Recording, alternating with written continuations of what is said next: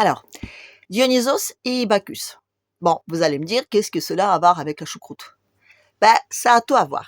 Ça a tout à voir parce que, enfin, je veux dire, l'histoire de ces deux dieux, apparemment très semblables et puis qu'ils ont une évolution extrêmement différente, est vraiment très représentative pour comprendre un peu aussi de ce qui se passe aujourd'hui quelque part. Voilà. Enfin, je veux dire, le lavage des cerveaux, la propagande, tout ça, les médias, tout ça. Enfin, c'est pas parce qu'il y avait pas de télé que, voilà, hein, je veux dire, ça a toujours existé. Et donc, c'est très intéressant de voir comment ça s'est passé. Alors, à la base, donc, ce soit Dionysos et Bacchus, donc ils sont nés d'une humaine et d'un dieu. Voilà. Non seulement, je veux dire, ils ont fait des petits trucs cochons ensemble, mais aussi Dionysos, comment dire, au début, il était dans le ventre de sa maman, et après, donc, il était dans la cuisse de son papa. Ce qui fait qu'il était double, enfin, dans tous les sens de terme, on va dire. Voilà. Et ce que je veux dire, c'est que Dionysos, tout comme Bacchus, c'était les dieux qui ont apporté aux humains le vin. Et le vin, ça, vous voyez, c'est un peu comme Dionysos. À la base, donc, c'est des hommes qui fabriquent un truc, donc, avec du raisin, tout ça, enfin, tout ça. Ils l'écrasent, ils font un jus, ils le laissent macérer, il y a une fermentation, enfin, c'est assez complexe. Mais enfin, ce que je veux dire, c'est qu'à un moment donné, donc, ils les mettent dans un tonneau, un peu comme dans une cuisse, et là, il se passe enfin, un truc qui fait que un jus de raisin se transforme en vin, qui est une boisson, on va dire, un peu spirituelle sur les bords. Pourquoi? Parce que on s'est rendu compte, enfin je veux dire, les dieux se sont rendus compte que les hommes et les dieux étaient égaux dans leur ivresse. Oui, enfin, il y avait une sombre histoire de Héra, donc, enfin, c'était la femme de Zeus qui était, bon, aussi le papa de Dionysos, mais enfin, bon, c'est un peu, enfin, il faut lire le gala d'époque parce que, enfin, c'est une histoire extrêmement, enfin, voilà. Elle a fait un petit tout seul parce qu'elle était jalouse, le petit était moche, elle l'a balancé sur terre, le petit voulait se venger, elle a fait des trucs. Voilà, enfin, voilà, je veux dire, gala, voilà, plusieurs siècles avant Jésus-Christ, vous regardez, vous allez tout apprendre. Enfin, je veux dire, voilà, à un moment donné, les dieux ont vu que ils pourraient se bourrer la gueule de la même façon que les hommes. Et là, ils ont dit, oula, c'est dangereux. Enfin, c'est dangereux. Enfin, je dis, c'est dangereux, quoi. Je dis, les hommes, enfin, chacun reste chez soi, quoi. Hein. Et les vaches sont bien gardées, quoi. Donc, ils ont dit, Dionysos, allez, hop, hop, hop, tu remontes avec nous sur Olympe. Voilà. Les autres, ils ont resté sur Terre. Lui, il est devenu Dieu. Et puis, Dionysos est devenu un dieu de tout là-haut. Alors que Bacchus, lui, enfin non, il n'a jamais accédé au Panthéon. Non, enfin, je veux dire, c'est un dieu, on va dire, un peu secondaire, voyez, un dieu protecteur de vignoble, au même titre qu'on peut être protecteur de foyer ou protecteur de récolte. Enfin, je veux dire, un peu genre un sans vent sans tournant, voyez. Enfin, je veux dire, c'est bien, mais enfin, c'est pas sur là-haut. Voilà. Et comment ça s'est passé que ils ont fait un chemin aussi différent? Alors, donc, à la base, je vous dis, Dionysos, c'est un personnage double. Double parce que mi-dieu, mi-humain, mais enfin, mi-dieu ceci. C'est aussi, comment dire, de loin, on voit pas vraiment si c'est une femme ou un homme, vous voyez. C'est comme ça qu'on racontait dans les mythes à l'époque. On disait que Dionysos, donc, c'était une personne extrêmement grand, très élancée, avec des très beaux cheveux comme ça, des belles boucles noires qui descendaient sur l'épaule, avec des yeux en amande. Enfin, il est toujours présenté comme un personnage très beau, en tout cas quand il était sur Terre. Voilà. Et c'est lui donc aussi qui a inventé le théâtre. Oui, le théâtre quand les gens jouent quelque chose qu'ils ne sont pas. Ou alors le carnaval. Oui, le carnaval, c'était une idée, enfin, je veux dire, une fois par an, le roi, il pouvait se déguiser en clochard, enfin, je veux dire, en paysan, ou n'importe quoi, et les autres, ils pourraient devenir des rois, vous voyez. Il y avait une espèce de mélange un peu comme ça. Voilà. Et puis c'est aussi un dieu de philosophie. Voilà. Oui, c'est Dionysos, c'était le dieu de la philosophie. Oui, et on disait que le vin et enfin un petit verre se permettait voyez, de s'ouvrir plus facilement, de permettre les réflexions différentes, de voir les choses autrement, voyez, tout en disant que fallait pas ingérer, parce que vous savez, Dionysos n'était pas seulement le dieu du vin, le vin donc celui qui permettait de se rendre égal au vin, mais aussi dieu de lierre, oui, parce qu'il est toujours représenté avec les deux. Lierre, enfin, je veux dire, ça pousse sous les tombes, vous voyez. Oui, enfin, c'est un peu un dieu, vous voyez, de joie et on va pas dire de la mort, non, mais enfin, je veux dire, le lierre aussi, on faisait une drogue avec, voilà, parce que Dionysos, c'est aussi un dieu de tout ce qui est des produits, on va dire, pas très cool, quoi. Enfin, je veux dire, voyez, qu'on n'interdit pas toujours, mais que normalement on n'autorise pas toujours non plus, voilà. Donc, c'est un personnage très, enfin, je dis très trouble, voilà, très trouble, mais comment dire, avec modération, si on le recevait bien, si on le respectait bien dans les villes, dans les contrées, enfin dans les royaumes, parce que c'était de tout petits royaumes, hein, partout comme ça, quand il arrivait, si on le recevait bien, il amenait la prospérité et la paix. S'il était bien reçu, mais il pouvait aussi amener la guerre et la discorde. Oui, enfin, il y en a qui en ont abusé, comment dire, et ils ont eu des problèmes. Oui, enfin, il y a eu des filles à un moment donné, enfin, je dirais, qui se baladaient toute la nuit comme ça, toutes contentes, avec des pieux sur lesquels ils ont mis les têtes de leurs fils, et voilà, le matin, ils étaient moins contentes. Vous voyez, enfin, je veux dire, quand on en abuse, on peut faire des trucs pas très cool, quoi. Bah, ce que je veux dire, c'est que Dionysos, c'était un dieu enfin, un peu trouble dans tous les sens, voilà. Et puis aussi, c'est un dieu qui est relié les uns et les autres, voilà. Il y avait des mystères dionysaques, donc qui permettaient un peu, enfin, je veux dire, alors oui, bah, après, on ne sait pas vraiment en quoi ça consiste, parce que bon, il y a des images, mais il n'y a pas tellement de descriptions. Enfin, en tout cas, quoi qu'il en soit, ça permettait à l'homme de se relever à un truc un peu plus haut, vous voyez. C'est pour ça que je dis c'est un dieu très spirituel. Après, on a Bacchus. Bacchus, bah, lui, comment dire, il a évolué un peu différemment. Voilà. Lui, enfin, à force, il est devenu un dieu enfin, comment dire, le vin, en Grèce, on buvait en dehors de repas.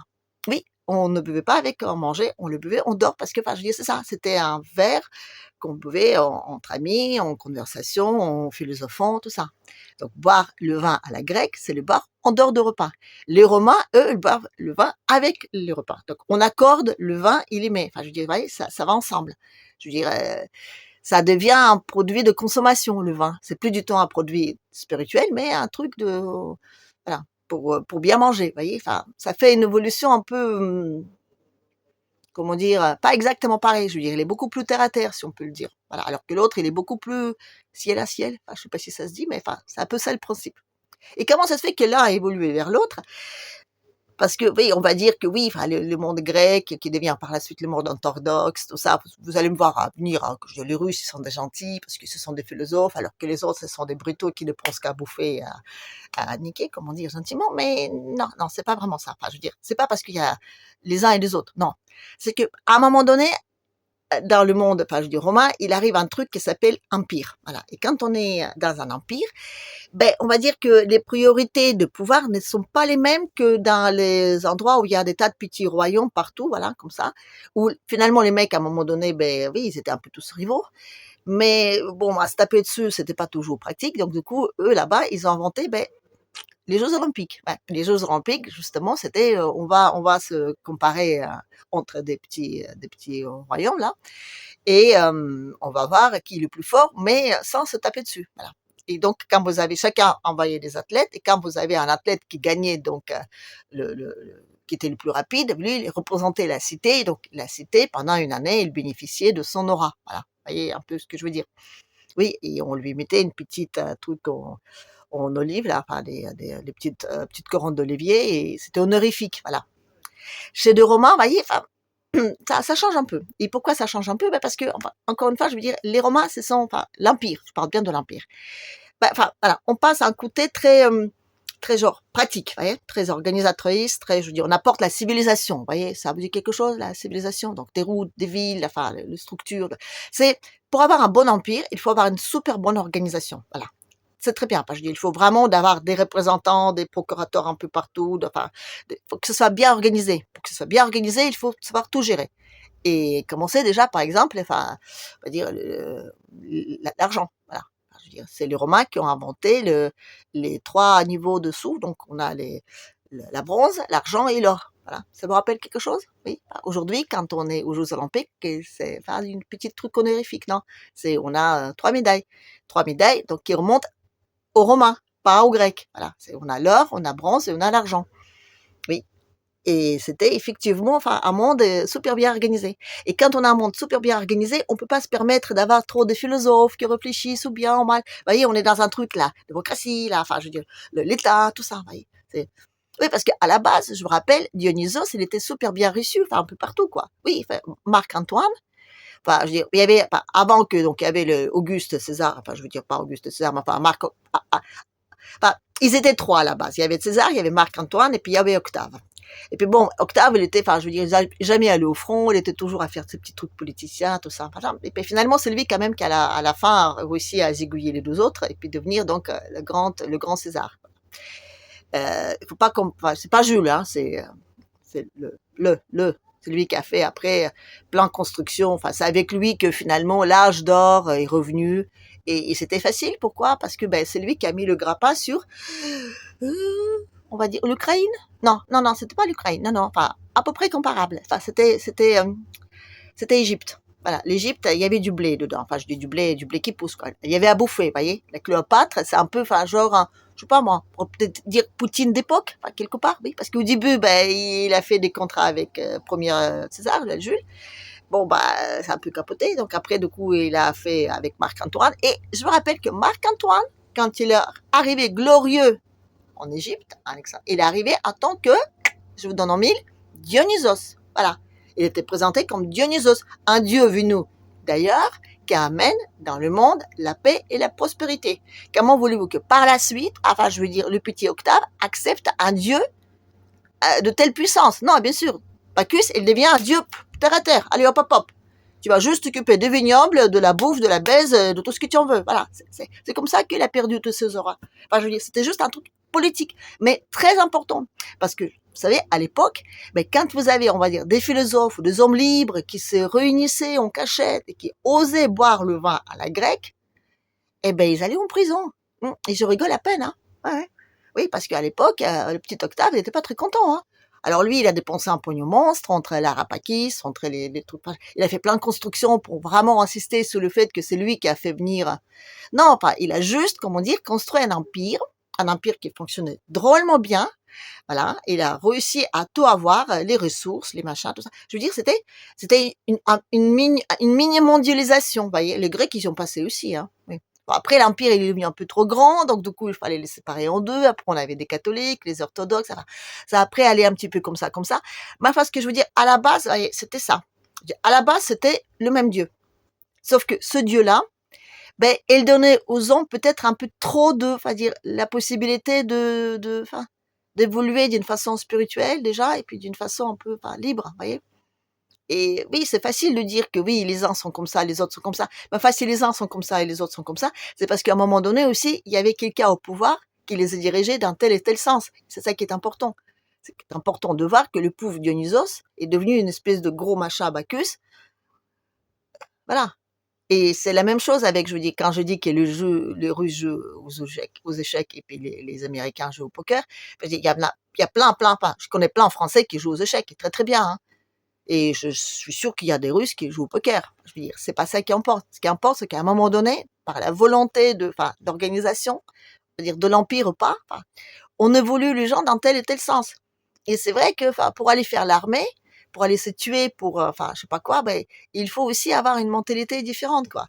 Ou parce qu'on n'a pas le choix, ou, enfin, voilà.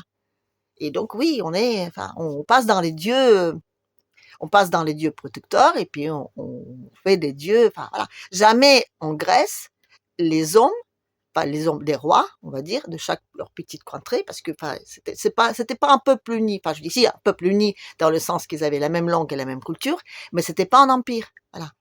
En Rome, on fait un truc solide, quoi, un empire, vous voyez. Il y a un type là au pouvoir et qui arrive à dominer le tout. Donc il faut quand même rentrer dans la tête des gens que c'est pour leur bien.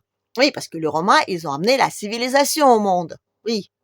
Oui, enfin, maintenant, aujourd'hui, quand on regarde en arrière, oui, c'est génial, les Romains sont passés par là, il y a la route, oui, youpi, oui, enfin, voilà, oui, c'est un peu, vous voyez, c'est très, très semblable, le principe. Après, bon, il faut quand même pas oublier que Rome, voilà, oui, sa système monétaire, il était hyper performante, oui, enfin, je veux dire, les pièces romaines étaient partout, et ce principe de or, argent et bronze, c'était hyper efficace.